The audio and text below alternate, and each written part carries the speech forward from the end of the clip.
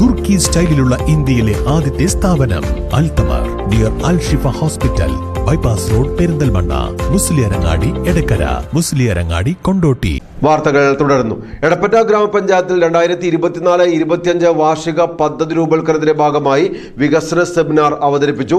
Advocate UA Latheef MLA seminar ഉദ്ഘാടനം ചെയ്തു. Jal Jeevan mission, life ഭവന പദ്ധതി, ഗ്രാമീണ പാതകളുടെ നവീകരണം, ശുചിത്വ ഗ്രാമം എന്നിവയ്ക്കാണ് മുഖ്യ ഊന്നൽ നൽകിയിട്ടുള്ളത്.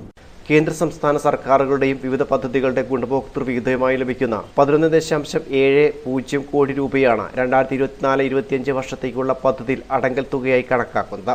ജലജീവൻ മിഷൻ പദ്ധതിയിലൂടെ കുടിവെള്ളത്തിനും ലൈഫ് ഭവന പദ്ധതിക്കും ഗ്രാമീണ പാതകളുടെ നവീകരണത്തിനും ശുചിത്വ ഗ്രാമം പദ്ധതിക്കും അംഗനവാടികളുടെയും ആരോഗ്യ സ്ഥാപനങ്ങളുടെയും കാർഷിക മേഖലയ്ക്കുമാണ് വാർഷിക പദ്ധതിയിൽ പരിഗണന നൽകിയിട്ടുള്ളത്.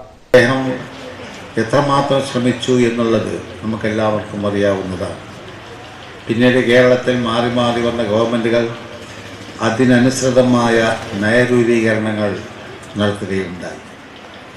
ഇന്ന് ഇവിടെ വികസന സെമിനാർ ആരംഭിക്കുന്നതിന് മുമ്പ് ആസൂത്രണ സമിതി ചേർന്നു, വർക്കിംഗ് ഗ്രൂപ്പ് ചേർന്നു, വാർഡ് സഭകൾ ചേർന്നു, പിന്നീട് വർക്കിംഗ് ഗ്രൂപ്പുകൾ ചേർന്നു, വികസന സെമിനാറായി, ഇനി DPCക്ക് പോകുന്നു.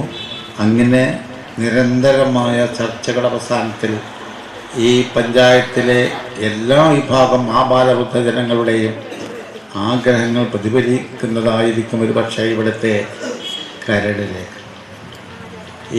ഇതിൻ്റെ ആദ്യഘട്ടത്തിലൊക്കെ ജനങ്ങളുടെ പങ്കാളിത്തം വളരെയധികമായിരുന്നു. അന്നൊക്കെ ഒരു പ്രതീക്ഷയുണ്ടായിരുന്നു. അതായത് ഗ്രാമസഭയിൽ പോയാൽ അവിടെ ചർച്ച ചെയ്യുന്ന വികസന പ്രവർത്തനങ്ങൾ അവിടെ മാത്രമല്ല, ആ പഞ്ചായത്തിലെ മുനിസിപ്പാലിറ്റിക്ക് ആകമാനമുള്ള വികസന കാര്യങ്ങളാണ് ചർച്ച ചെയ്യുന്നത്.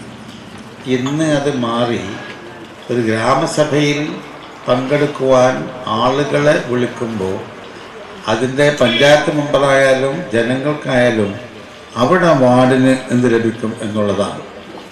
വികസന സെമിനാറിൽ കരട് പദ്ധതിയുടെ രേഖാപ്രകാശനം Kalikavu block panchayat president K. Thankamma നിർവഹിച്ചു. എടപ്പറ്റ ഗ്രാമപഞ്ചായത്ത് പ്രസിഡന്റ് K. കബീർ അധ്യക്ഷത വഹിച്ചു.